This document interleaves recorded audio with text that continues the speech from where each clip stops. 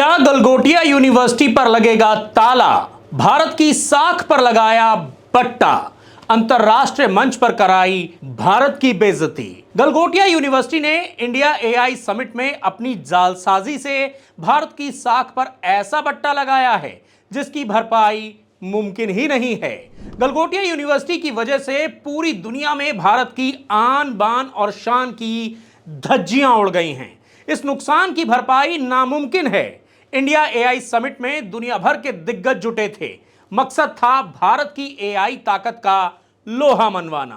लेकिन अफसोस, जो मंच भारत को कामयाबी की इबारत लिखने के लिए सजाया गया था, वही मंच इंटरनेशनल लेवल पर भारत की बेइज्जती का गवाह बना। गलगोटिया यूनिवर्सिटी ने न सिर्फ एक इवेंट को बर्बाद किया, बल्कि इंटरनेशनल लेवल पर भारत की छवि को खराब भी कर दिया। कैसे गलगोटिया यूनिवर्सिटी ने स्वदेशी के नाम पर चीनी खिलौना परोसकर पूरी दुनिया की आंखों में धूल झोंकने की कोशिश की, कैसे इस यूनिवर्सिटी ने मेक इन इंडिया के सीने में खंजर घोंप दिया, बताएंगे आपको इस वीडियो में। इंडिया एआई समिट में विवाद का केंद्र बना गलगोटिया यूनिवर्सिटी का वो स्टॉल जहां झूठ की प्रदर्शनी लगाई गई थी।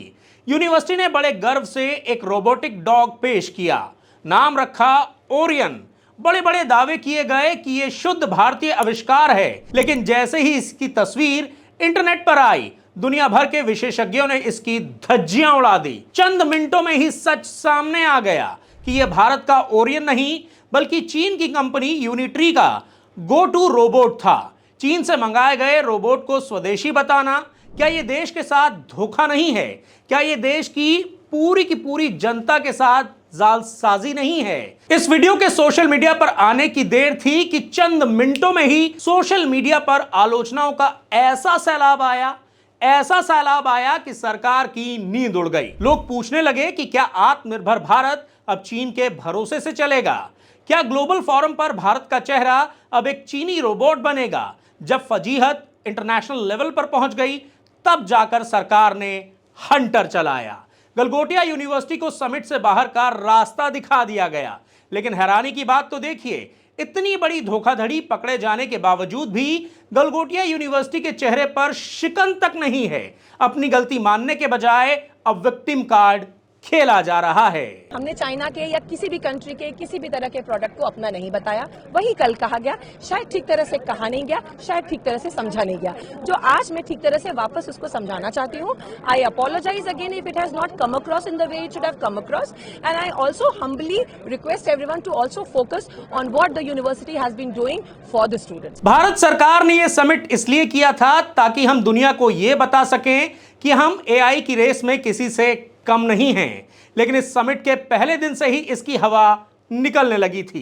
पहले दिन ही समिट में एंट्री को लेकर ऐसा तांडव हुआ कि विदेशी मेहमान तक दंग रह गए। अव्यवस्था के वीडियो सोशल मीडिया पर इतने वायरल हुए कि सरकार बैकफुट पर आ गई। लेकिन असली धमाका तो अभी बाकी था। एक ऐसा धमाका जिसने भारत की तकनीकी ईमानदारी को ही कटघरे में खड़ा कर दिया।